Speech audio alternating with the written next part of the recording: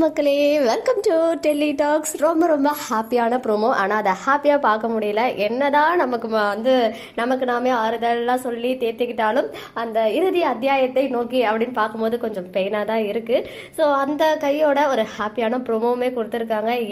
Mid week promo 3 நாளைக்கு அப்புறம் வந்திருக்குன்னு நினைக்கிறேன். ஸோ காவேரி இன்னைக்கு ஒரு பாசிட்டிவாக சொல்லியிருந்தாங்க இல்லையா, சடனாக எப்படி காவேரிக்குள்ளே இந்த மாற்றம் அப்படின்னா கிளைமேக்ஸ்னு பிளான் பண்ணதுனால இந்த மாற்றம் வந்திருக்கு. ஸோ நிவின் அந்த ஹாப்பியான ஒரு நியூஸை ஆக்சுவலாக அவங்க ஃபுல்லாக அக்செப்ட் பண்ணிக்கல. கல்யாணம் பண்ணிக்கலாம்னு யோசிக்கிறேன்னு மட்டும்தான் சொன்னாங்க. அதுவே ஒரு பாசிட்டிவ் சைன் அப்படின்றதுனால விஜய் கிட்ட போய் நிவின் எல்லாத்தையும் சொல்றாரு. விஜய் செம்ம ஹாப்பி ஆயிடுறாப்புல.